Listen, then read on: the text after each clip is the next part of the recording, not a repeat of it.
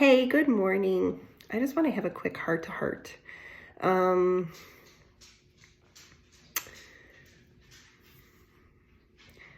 coming from a point of fellowship where I have made it a weekly part of my schedule to be around other women. And I'm coming to realize this is a foreign concept to be really prioritizing time for women to be with other women and men to be with other men, which I don't have any part of because I'm not a man. But growing up, I was a part of a church and I didn't know what fellowship was.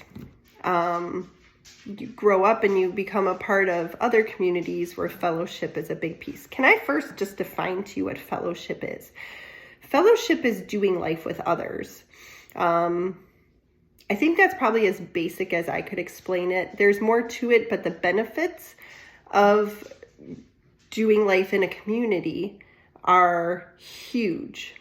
And I tend to be a social person, but I also can find myself in communities where I don't feel like I really fit in. So you can be social or not, but then you also have that added layer of trying to find a community that works with you. My dogs are barking. With that said, I am not in a work environment.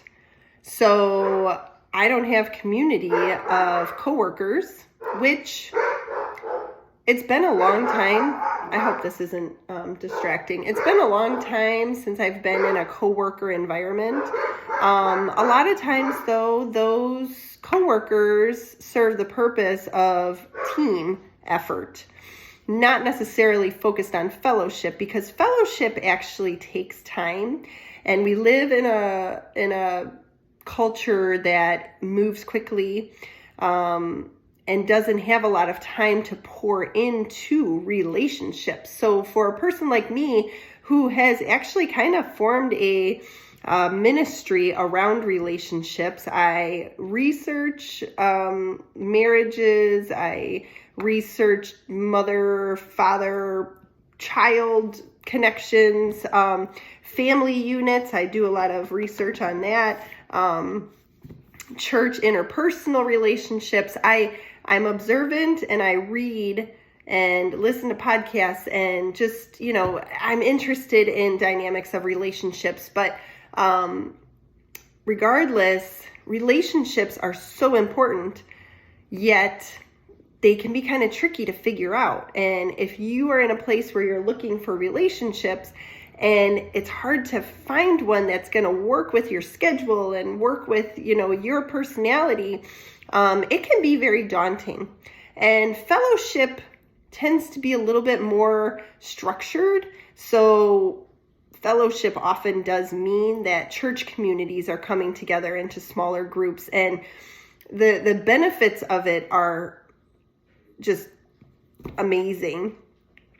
But it can still be kind of difficult to get the ball rolling. And say you're a part of a church community that maybe doesn't structure in that way, where you are in small groups, or maybe the small groups don't work with your schedule, and just a whole host of things that could get in the way. My preferred fellowship is small, like either one-on-one or maybe one and three others, or, the group that I run on Wednesdays, a lot of times it's just me and one other person. But then other times it can be 3 to 4 of us. So, and then my Thursday group, we have times where it's maybe just 3 of us, and then times where we're filling the table. So, it looks different. And if I allowed myself to get discouraged when not many people arrive, these groups probably wouldn't still be going, because there are times where, there were times a few years ago where I'd be the only person that was there and I'd kind of do group with myself. I've run support groups in other aspects. For a while, I was a doula, and breastfeeding support was huge for new moms. So I ran a breastfeeding support group for a few years. Ultimately, being in community is important. And I'd say being a part of a small group will fill that for you, but you're also, unless there's an effort, you're really not doing life with everybody in the group. So that's why I think one-on-one can be beneficial. But again, you have to have the time in your schedule to do it. So maybe prioritizing that time could be helpful. And obviously praying is important. I'm getting off on a little bit of a tangent because I'm trying to remember my purpose for actually starting this video in particular. Okay, it's kind of coming back, but I'm not sure how I'm going to word it yet. So I did do coffee with somebody today, and this person had been in the workforce until maybe about a year and a half ago or longer, and is newer to the stay-at-home mom experience. And it was fruitful conversation. We were trying to get to know each other a little bit better. But, I'm going to branch off and go from my own perspective. Being a stay-at-home mom, sometimes being a mom in general can be very lonely. And we don't want lonely moms. We don't want lonely moms because moms do kind of pull the weight in a certain way in a family unit. And if mom is overwhelmed or feeling alone or just not in a good place mentally, it changes the whole house feel. But I also think our society is not serving moms well at all, which is why it's kind of a passion for me and why I tend to encourage from the mom perspective, because I've been there. I've had times where it's not pretty, but I've had times where I've been in my home and overwhelmed, and the kids have needs, and inside I'm kind of feeling like a caged animal, or like I'm in a prison. And I haven't been in prison, but I imagine it's worse, sort of. But at the same time, it's this inner, just bound up feeling like you're lacking purpose sometimes.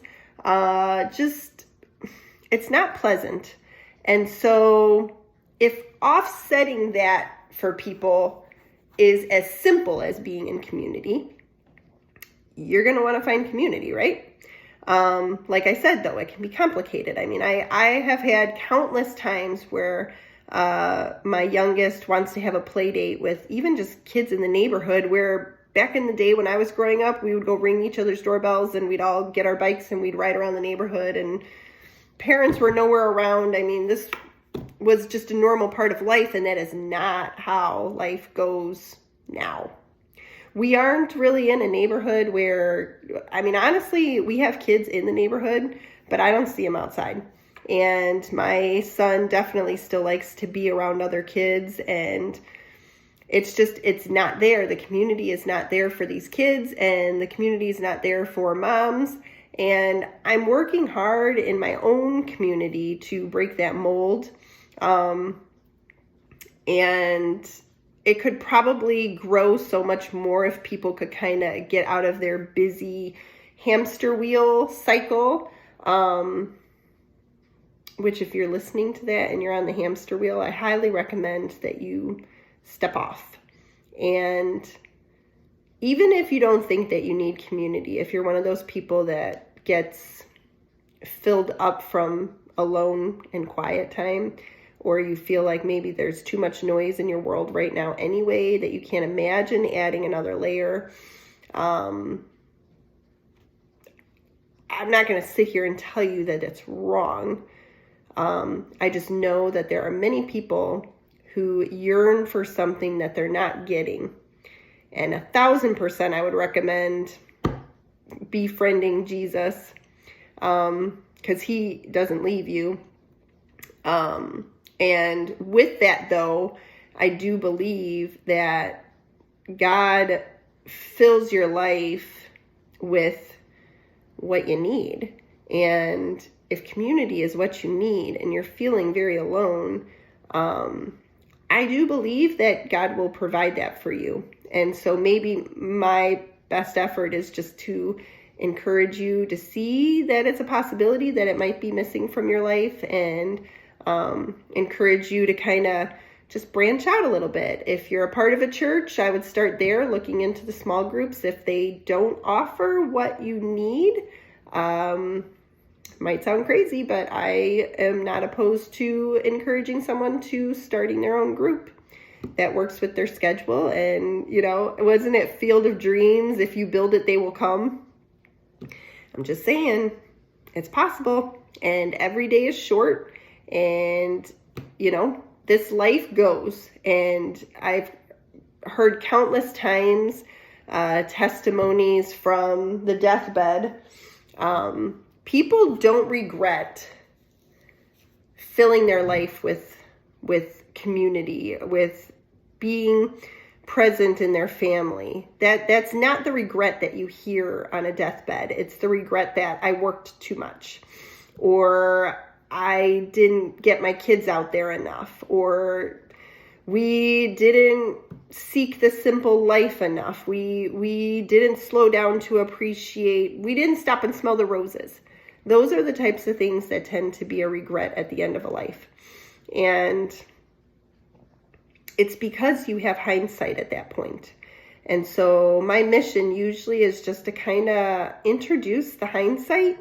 I've learned a lot from personal experiences, but also I've observed a lot in how things are going now. And I'm kind of pinpointing it to the lack, or just in general, I'd say we are isolated as a country. Everybody kind of wants to do their own thing, and we're hyper organized with things, like sports right now. You got to kind of be a part of a traveling team that costs an arm and a leg just for your kid to play a sport. And then it kind of, trickles down into the school sports. And, before you know it, you've got high schools that are, you've got kids that are, trying to be the best on the team to get scholarships. And, I don't know. I mean, I don't think that I'm going to single-handedly be able to change too many things, but I also see things, and I'm just taking a minute to come here and say the things that I see. And I hope that it's doing some good. That's all I've got for today. So have a great day.